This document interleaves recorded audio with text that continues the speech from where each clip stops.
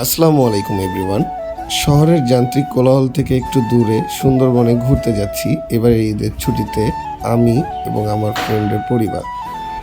ইনশাল্লাহ এবার সুন্দরবনের সৌন্দর্য এবং প্রকৃতির মায়াভরা দৃশ্য আপনাদের মাঝে তুলে ধরবো ইনশাল্লাহ। তো সকাল 7:40 আমাদের গাড়ি ছেড়ে দেয় খুলনার উদ্দেশ্যে। খুলনা কাটাখালী গিয়ে আমরা নামবো। তো এর মাঝে 10 মিনিটের যাত্রা বিরতি আছে গোপালগঞ্জ কাশিয়ানীতে। অনেক দূর যেতে হবে বন্ধু। কই আইছি আমরা? মংলায় পড়ছি আমরা। কই আছি? তো 11:30 মধ্যে আমরা মংলা পৌঁছিয়ে যাই এবং রিসর্টের ম্যানেজার আমাদেরকে রিসিভ করতে আসে বোট নিয়ে। তো আমরা আমাদের বোটের কাছে চলে আসছি। এখন 11টার মতো বাজে। বোটে কইরা এখন যাব হচ্ছে সুন্দরবনের ভিতরে। ঠিক আছে, আপনাদেরকে দেখাবো, দাঁড়ান।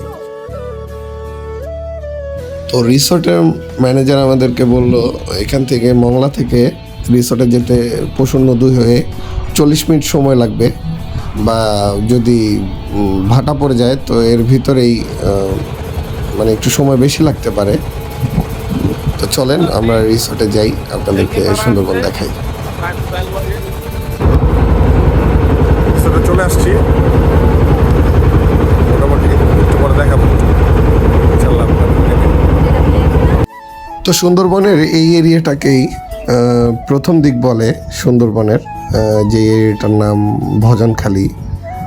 আপনারা যদি আসেন তাহলে দেখবেন যে সুন্দরবনে ঢোকার প্রথম দিকেই অরণ্য ছায়া রিসোর্টটা পড়েছে এবং অসম্ভব সুন্দর জায়গা এটা।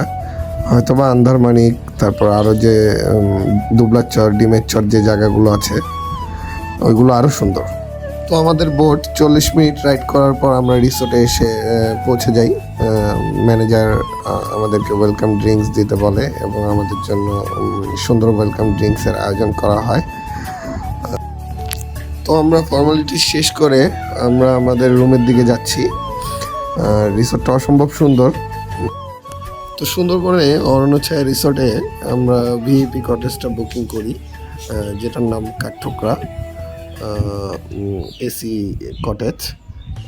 সুন্দরবনে আসলে গরম প্রচুর, গরমের সময় আপনারা চেষ্টা করবেন সবসময় এসি রুমটাই নেওয়ার, নইলে খুব হাঁসফাঁস অবস্থা হবে।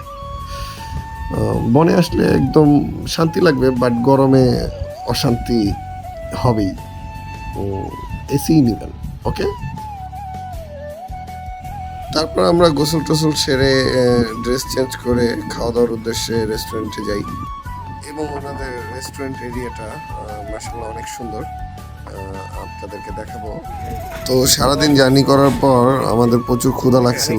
মাশাআল্লাহ ওনাদের খাবারের টেস্ট অনেক অনেক অনেক মজা। ক্ষুধার্ত বাঘেরা সব খেয়ে ফেলতেছিল। আর বনে বসে খাওয়ার মতো আনন্দ সুন্দরবন ছাড়া আর কোথাও নেই। তো বনে বসে খাচ্ছি প্রকৃতির সাথে। ওর বিকেলবেলা রিসর্ট থেকেই আমাদেরকে একটি তরমুজ খেতে, বিশাল তরমুজ খেতে নিয়ে যাওয়া হয়।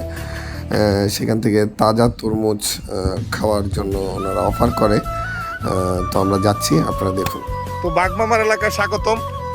সুন্দরবনে এই যে তরমুজ খেতে যাচ্ছি এখন। সাদাত আছে, এই হলো অবস্থা ক্ষেতের। যাক, সাদাত ভাইয়ের বউ আছে। যাক হইছে, বাগমামার এলাকায় একটা তরমুজ তাপালিং চলবো আজকে। সত্যিই আমি খুব অবাক এদের বাচ্চাদের মতো ব্যবহার করা দেখে। এরা পুরো একদম বাচ্চাদের মতো হয়ে গিয়েছে। তো ভিডিওতে যে লোকটিকে দেখছেন তরমুজ খাচ্ছে, ওনার নাম হচ্ছে নীলকণ্ঠবাবু। খুবই আন্তরিক একজন মানুষ। উনি আমাদেরকে ক্ষেত থেকে তাজা তরমুজ উঠিয়ে খাওয়ার একটু সুযোগ করে দেয়। আগেই বলে দেই, এই তরমুজ ক্ষেতটি হচ্ছে 120 একর জমির উপর করা এবং এই 120 একর জমিতেই উনি এবার তরমুজের ক্ষেত করেছেন। ওনার তরমুজের স্বাদ মাশাআল্লাহ মাশাআল্লাহ মাশাআল্লাহ অনেক মজা, যা ঢাকার তরমুজে পাওয়া যায় না। তারপর আমরা রিসোর্টে আবার ফিরে আসি আমাদের রুমে বিকালের নাস্তা করার জন্য।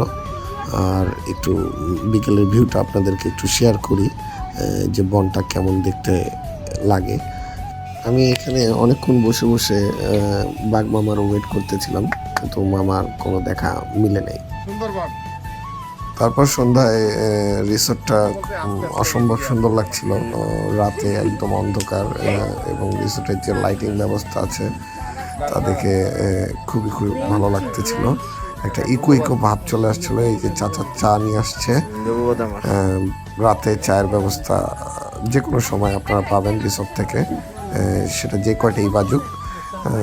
ওনাদের রিসোর্টে এই সুবিধাটা খুবই ভালো আমার মনে হয়েছে। তারপর আমরা এখানে বসেই রাতের খাবারটা সেরে নিই। রাতের খাবারটা এখানে বসে খেতে খুব দারুণ লেগেছে। তারপর আমরা চলে যাই আমাদের রুমে, এবং দেখি রাতে দারুণ সুন্দর লাইটিংয়ের ব্যবস্থা করা হয়েছে। আমাদের কটেজটাও খুব জলজল করছিল, আর ওইদিকে রেস্টুরেন্টটাও। তো আজকের মতো প্রথম দিনের সুন্দরবন ঘোরাটা আপনার, এবং ইনশাল্লাহ সুন্দরবনের আরও একটি ভিডিও আসবে, কারণ আমরা 2 দিন থেকেছি সুন্দরবনে। তো আমরা আপনাদেরকে দেখাবো। পরের দিন আমরা করমজল যাব ইনশাল্লাহ। করমজলের প্রত্যেকটা যাওয়ার সিস্টেমও এবং করমজলে ঘুরে বেড়ানো টোটালটাই আপনাদের দেখাবো। আসসালামু আলাইকুম।